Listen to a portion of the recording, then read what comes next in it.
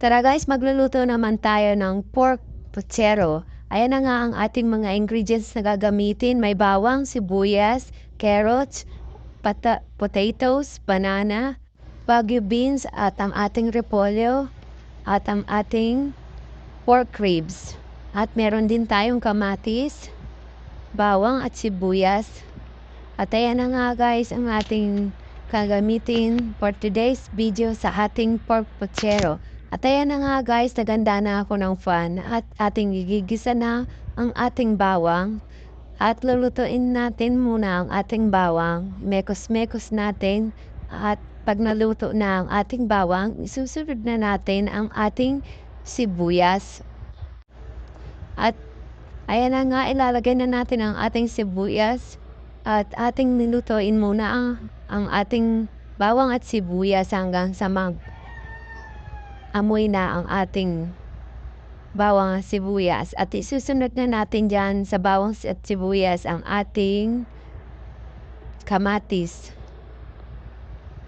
At pagka naluto na ang ating bawang at sibuyas at may natira pang ayan guys, medyo nawawala tayo sa ating pagbo-voice over. Pagpasensyahan nyo na guys ang aking boses, ganun talaga.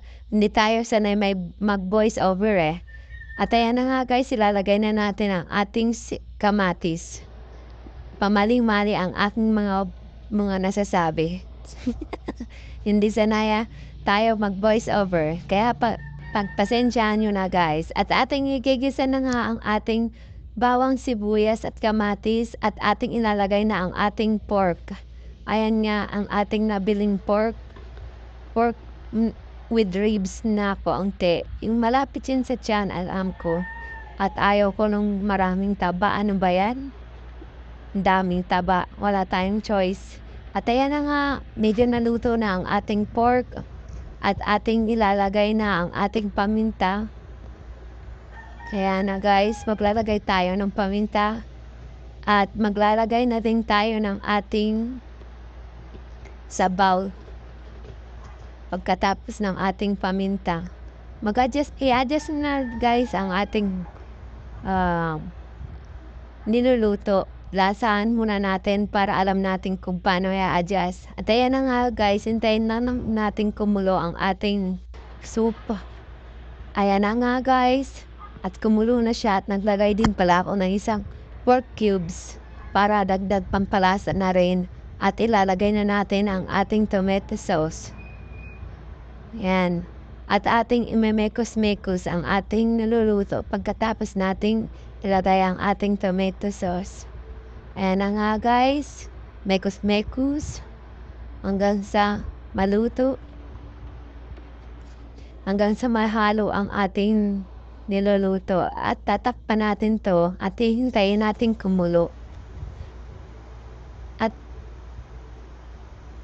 nilagay na rin pala natin ang ating potatoes at carrots at ang ating sabay lalagay na rin natin para isang pakuluan na lang para sabay-sabay na silang lumambot.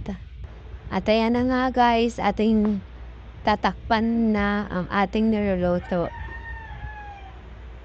At ayan na nga guys, medyo malapit na itong maluto kaya inalagay na natin ang ating cabbage, repolyo ba. At ayan na nga ang ating repolyo.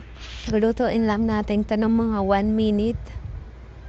At pagka naluto na ang ating repolyo ay isasabay na natin ang ating beans. Ayan na nga guys, luto na siya. Sarap.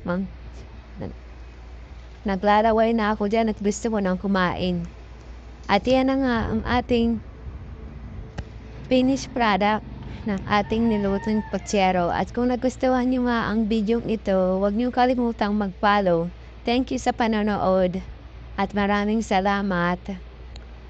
Ayan na nga ang ating finished product guys at nilagay na natin sa ating rating at ready to eat na and ready to serve. Thank you sa panonood ng ating pork puchero.